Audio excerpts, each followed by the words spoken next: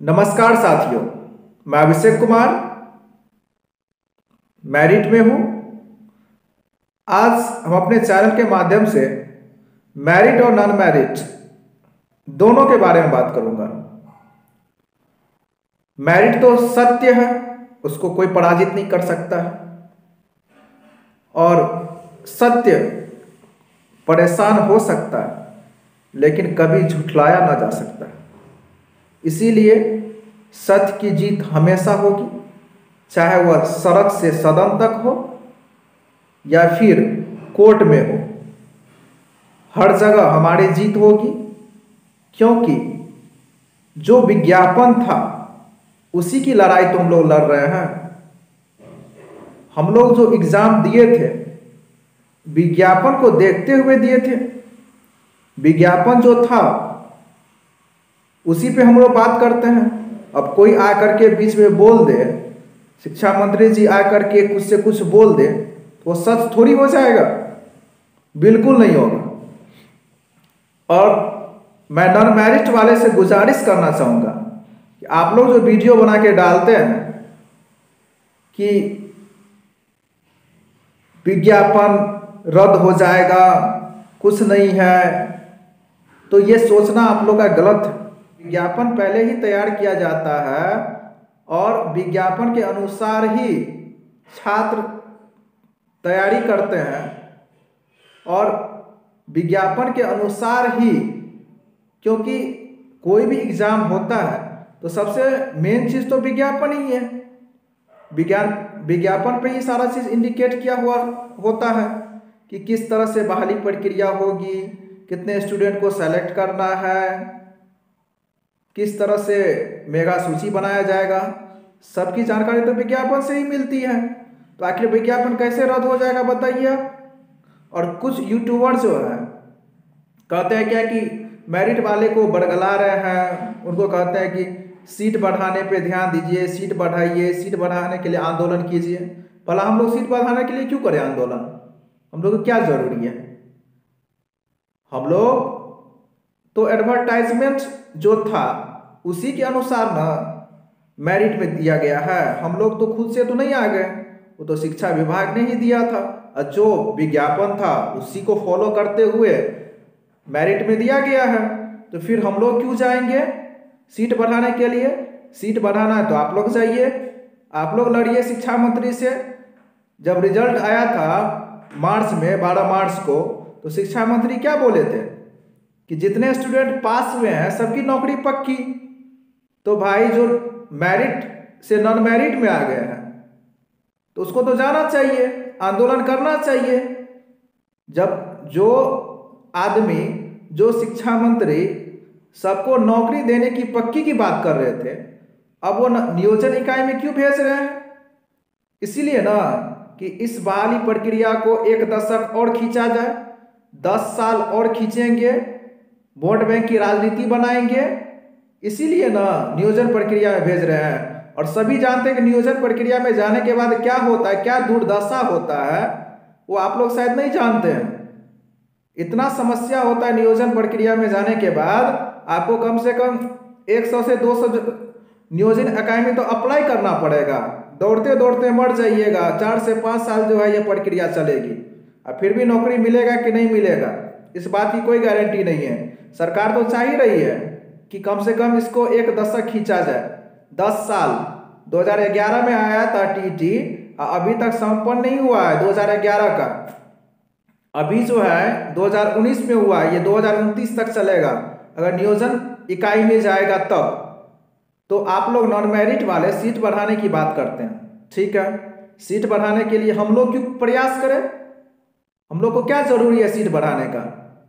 Seat बढ़ाना तो आप लोग बढ़ाइए, जा करके आप लोग आंदोलन कीजिए। हम लोग तो 30,000 की संख्या में हैं और आप लोग तो 50,000 की संख्या में हैं। जब आप लोग 50,000 की संख्या में है तो मेरे से ज्यादा जरूरत तो आपको है और संख्या बल भी ज्यादा है। तो आप लोग क्यों नहीं शिक्षा मंत्री को घेरते हैं, उसके आवास पर जाते हैं, धरना देते हैं ताकि सीट बढ़ाया जाए? अभी तक आप लोगों से तो एक भी काम नहीं हुआ है। और मेरिट बन के तैयार है। मेरिट में तो कोई चेंजिंग नहीं आ रहा है। आनंद किशोर जी ने फिर एक बार आगाह कर दिया कि मेरिट कभी हट नहीं सकता। तो मेरिट कैसे हट जाएगा? और जो एडवर्टाइजमेंट है उन्हीं को तो वो फॉलो किए हैं। अगर आप लोग चाहते हैं कि एडवर्टाइज मत बदल जाए तो फिर अब तो हाईकोर्ट में चला ही गया है, अब देखिए क्या होता है। इससे पहले ही आप लोग हल्ला कर रहे हैं, चिल्ला कर रहे हैं, अरे जो विज्ञापन था उसी के अनुसार मेरिट बना है कि हम बना दिए, या मेरिट वाला जा करके जो है शिक्षा मंत्री को या आनंद किशोर को कान में जाके बोला कि मेरा नाम दे दीजिए मेरिट में, और दे दिया हो।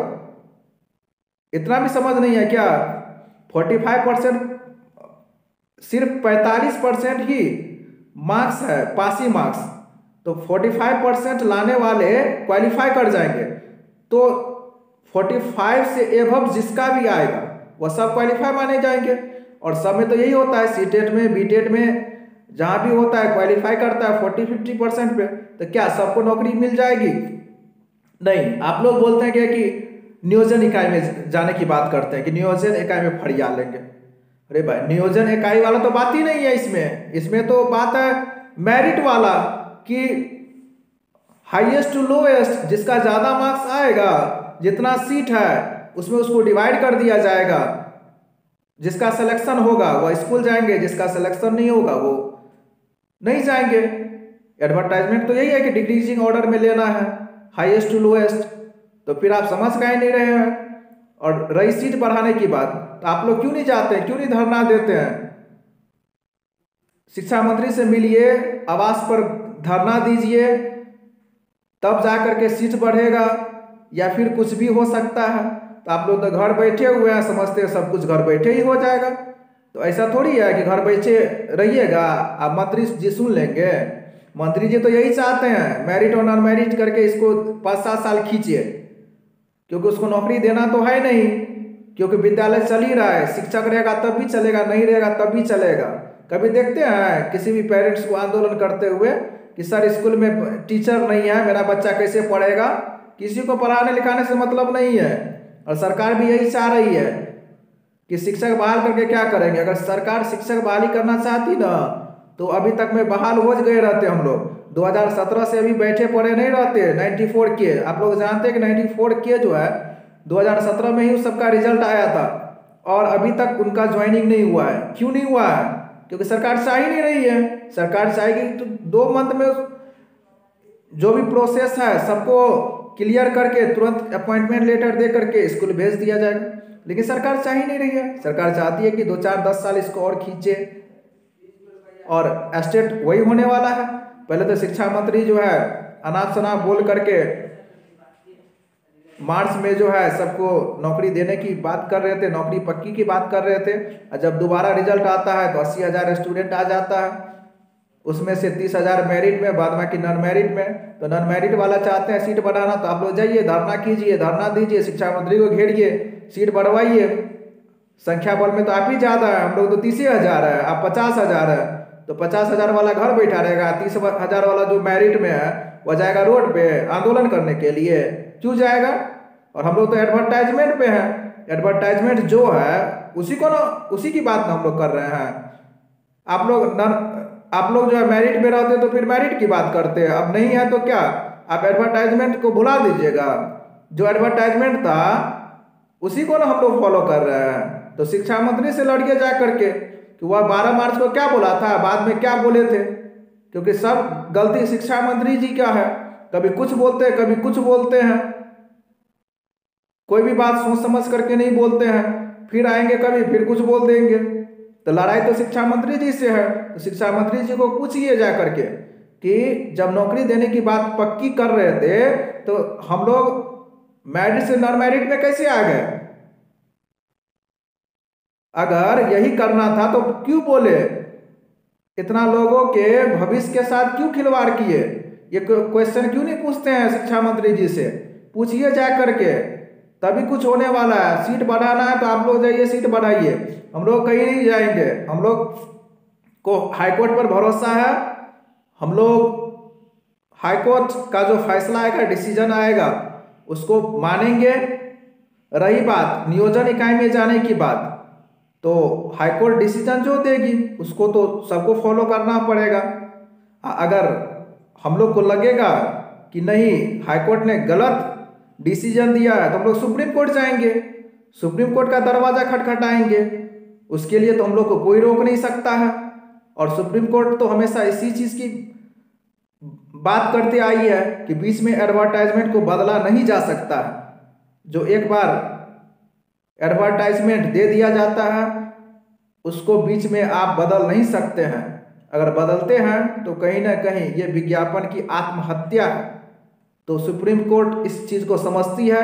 अगर हाई कोर्ट अगर इस चीज को नहीं समझेगी तो हम लोग सुप्रीम कोर्ट जाएंगे और वहां पर सरकार को चुनौती देंगे। धन्यवाद। इस वीडियो को ज़्यादा से ज़्यादा शेयर कीजिए ताकि हर एक तक पहुंच सके और नॉन मैरिट वाले जो भी होंगे वह इस बात को समझेंगे और शिक्षा मंत्री जी से मिलेंगे और अपना सीट बढ़वाएंगे या फिर शिक्षा मंत्री जी से पूछेंगे कि जब मेरी नौकरी पक्की थी तो आपने ऐसा क्या चाल चले कि मैरिट से नॉन मैरिट में चले गए। ये बात शिक्षा मंत्री से पूछिए, मैरिट वाले से मत पूछिए। मैरिट वाले खुद जा करके मैरिट पे नहीं आ गए। धन्यवाद।